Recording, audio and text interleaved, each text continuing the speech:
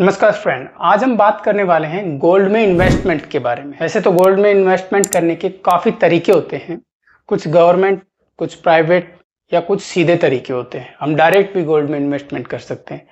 तो उन्हीं में से एक तरीके के बारे में आज मैं आपके सामने रखूंगा, जिसे कहते हैं गोल्ड ईटीएफ यानी gold exchange traded fund. Gold exchange traded fund क्या होता है और किस तरीके से बाकी इन्वेस्टमेंट से ये बेहतर होता है और किस तरीके से हमारे द्वारा जो पैसा लगाया जाता है, इन्वेस्टमेंट लगाया जाता है, उसमें हमें जितना गोल्ड मिलता है वो प्योर 100% क्वालिटी का हमारे हाथ लगता है। इन्वेस्टमेंट के पहले तरीके की अगर हम बात करें तो वो होता है फिजिकल इन्वेस्टमेंट, यानी कि कोई भी ज्वेलरी अगर हम बनवाते हैं उसे फिजिकल जो इन्वेस्टमेंट में रखते हैं।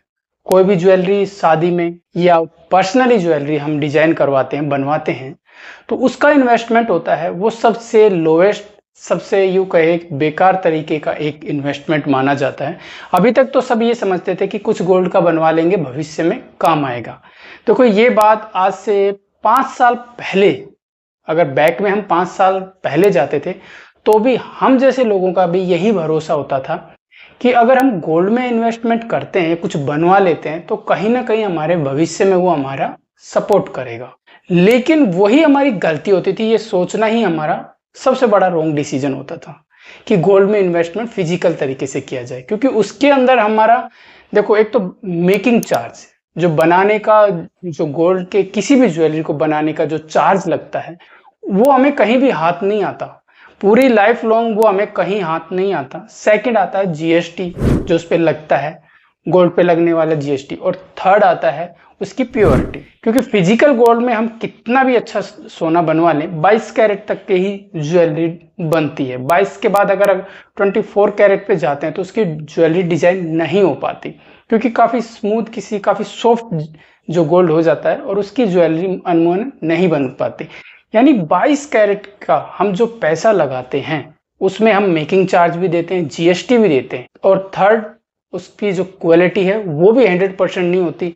और फोर्थ बात करें उसकी रिस्क, यानी उसका इतना रिस्क हो जाता है कि कभी भी चोरी हो सकता है, अगर गुम हो जाए। अगर चोरी नहीं हुआ, बैंक में जमा करते हैं तो वहां पे भी 100% आपका रिटर्न नहीं होता, क्योंकि अगर बैंक के अंदर आप भी जानते हो लॉकर की अगर सुविधा लेते हैं तो कुछ परसेंटेज तक ही हमें, अगर बैंक में अगर कोई भी किसी प्रकार का थ्रेश हो जाता है तो कुछ परसेंटेज तक ही हमें वापस मिलता है, और अगर लॉकर लेते हैं तो उसका खर्चा अलग से। तो फिजिकल गोल्ड तो एक ऐसे मान लीजिए सबसे लोएस्ट, सबसे बेकार तरीके का गोल्ड में इन्वेस्टमेंट है। इसे हम ध्यान में रख के चलें। अगर वैसे ही अगर किसी को पसंद है ज्वेलरी, तब तो अपना फिजिकल वो इन्वेस्टमेंट के तरीके से नहीं, अपने शौक के तरीके से इन्वेस्ट कर सकता है, अपने शौक पूरे करने के लिए गोल्ड में कुछ भी बनवा सकता है। लेकिन अगर वो इन्वेस्टमेंट को ध्यान में रखकर गोल्ड में इन्वेस्टमेंट कर रहा है तो फिजिकल गोल्ड की तरफ बिल्कुल भी ना जाएं, क्योंकि इसके अंदर खर्चा इतना ज़्यादा होता है कि वो रिटर्न हमें शायद 15, 20, 25 साल के बाद भी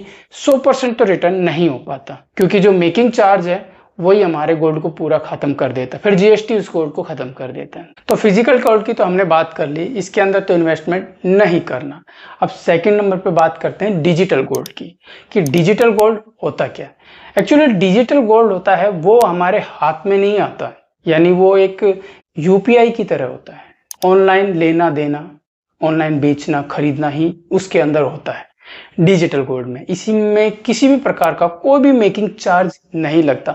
नंबर 1 तो बेनिफिट ये आता है। सेकंड बेनिफिट ये होता है कि इसके अंदर जो भी गोल्ड का लेन देन होता है वो 24 कैरेट गोल्ड का लेन देन होता है, यानी हम खरीदते हैं या बेचते हैं दोनों ही तरीके में 24%, जो 24 कैरेट का जो मार्क होता है उसके अकॉर्डिंग इसमें खरीदना और बेचना होता है। तो ये भी एक सबसे बड़ी इसके अंदर बेनिफिट है, क्योंकि इसमें जितनी भी शुद्धता है उसके ऊपर ही हमारा इन्वेस्टमेंट होता है। थर्ड नंबर पे बात करें तो इसमें जो मेकिंग चार्ज नहीं लगता, लेकिन एक जीएसटी जरूर लगता है। कहीं कहीं पे अगर किसी भी बैंक में या किसी भी जगह कहीं कहीं पे एग्जिट लोड भी लगता है और एंटर भी लगता है, यानी कि आपकी एंट्री भी लगती है और एग्जिट लोड भी इसमें देखने को मिलता है डिजिटल गोल्ड में, काफी जगह पे ये है। तो डिजिटल गोल्ड फिजिकल गोल्ड से तो बहुत बेटर है, तो अगर हम इन्वेस्टमेंट करें तो डिजिटल गोल्ड की तरफ जा सकते हैं। अब थर्ड नंबर पे बात करते हैं गोल्ड ईटीएफ के बारे में। आज हम इसी के बारे में चर्चा करेंगे, गोल्ड ईटीएफ होता क्या है, एक्चुअली गोल्ड ईटीएफ में जो इन्वेस्टमेंट होता है बाकी फिजिकल गोल्ड, डिजिटल गोल्ड से थोड़ा सा आगे होता है। गोल्ड ईटीएफ से भी एक पायदान आगे होता है सॉवरेन गोल्ड, लेकिन उसके बारे में बाद में चर्चा करेंगे। हम गोल्ड ईटीएफ तक बात करते हैं। गोल्ड ईटीएफ इस एक तरीके का ऐसा गोल्ड होता है जिसके अंदर पहली बात 24% कैरेट का हमें गोल्ड आदान प्रदान होता है, बेचना खरीदना होता है, यानी प्योर गोल्ड का। सेकंड नंबर की बात करें, किसी तरह का कोई भी मेकिंग चार्ज इसके अंदर नहीं होता है। थर्ड बात करें, इसके अंदर कोई भी इस तरीके का जो एक्सपेंस रेशियो है वो बाकी यानी म्यूचुअल फंड, इंडेक्स फंड कम, यानी उनसे तीसरे नंबर पे सबसे कम इसमें एक्सपेंस रेशियो लगता है। जहां म्यूचुअल फंड में 1 से 2.5 तक लगता है, वहीं इंडेक्स फंड की बात करें 0.1 से लेकर 0.50 तक लगता है। लेकिन अगर ईटीएफ की बात करें गोल्ड ईटीएफ में तो कोई केवल 0.10 से लेकर 0.20 तक का ही इसके अंदर एक्सपेंस रेशियो लगता है। सबसे बड़ा बेनिफिट तो यही हो जाता है।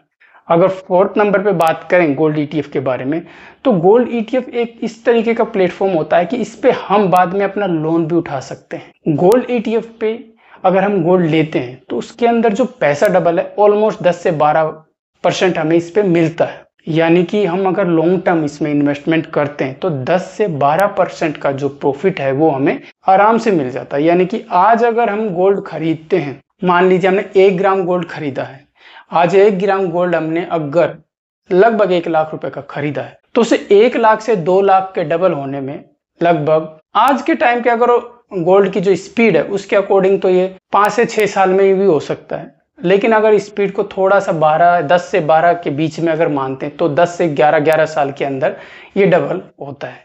यानी कि हमारा जो पैसा है गोल्ड ईटीएफ में लगाने के बाद 10 से 12% का रिटर्न तो आराम से दे देता है। गोल्ड के 3 टाइप बताए हैं, 3 में सबसे बेहतर तरीका है गोल्ड ईटीएफ। गोल्ड ईटीएफ की जो हर यूनिट होती है वो लगभग 1 ग्राम गोल्ड के बराबर होती है।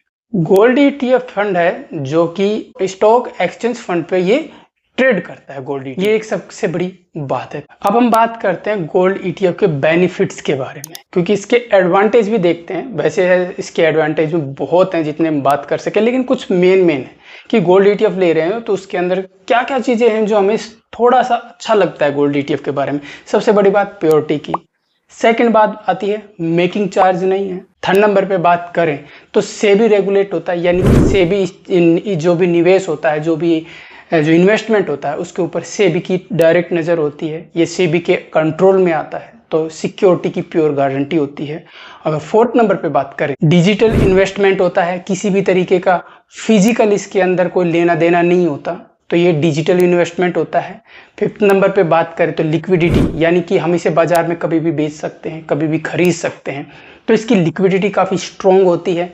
यानी हमें वैसे होता है ना आधी रात को भी जरूरत पड़ जाए, तो वैसा ही कुछ गोल्ड ईटीएफ में भी होता है, क्योंकि इसकी जो खरीदना और बेचना मार्केट में प्रेजेंट रहता है, तो इसकी लिक्विडिटी काफ़ी अच्छी होती है। फिफ्थ नंबर पे बात करें तो कम खर्च, यानी कि बहुत ही लोएस्ट इसके अंदर इन्वेस्टमेंट यानी खर्चा होता है, क्योंकि ना तो ज्वेलरी बनाने की मेकिंग चार्ज होती है, ना भी जीएसटी होती है, ना किसी प्रकार का कोई भी इसके अंदर अदर स्टोरेज के लिए खतरा होता है या बैंकिंग में स्टोरेज करना पड़े जिससे कि लॉकर वगैरह की सुविधा लेना पड़े, ऐसा कुछ भी नहीं होता, क्योंकि डिजिटल फॉर्म होती है और 24% कैरेट पे ये बीट होता है। तो ये तमाम इसकी सुविधाएं हैं, इसके बेस्ट एडवांटेज है जो गोल्ड ईटीएफ में मिलते हैं। तो इन्वेस्टमेंट का सबसे प्यारा तरीका है, अगर चुनना चाहते हैं तो गोल्ड ईटीएफ। मान लो गोल्ड ईटीएफ है तो गोल्ड ईटीएफ को खरीदना कहाँ से? देखिए उसके लिए डीमेट अकाउंट होना जरूरी है।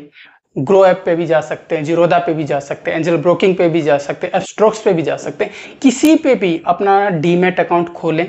डीमेट अकाउंट ओपन करने के बाद आप वहाँ पे सर्च बॉक्स में डालिए जो भी एक सर्च की जो आइकन आता है गोल्ड ईटीएफ, तो आपके सामने गोल्ड ईटीएफ के जितने भी गोल्ड ईटीएफ हों वो खुल के आ जाएंगे। मैं आपके सामने कुछ जो कि मेरे पर्सनल व्यू से गोल्ड ईटीएफ की मैं आपको बता रहा हूँ, आज के टाइम पे कौन कौन से बेस्ट गोल्ड ईटीएफ चल रहे हैं, आप उनमें किसी में भी इन्वेस्टमेंट कर सकते हैं।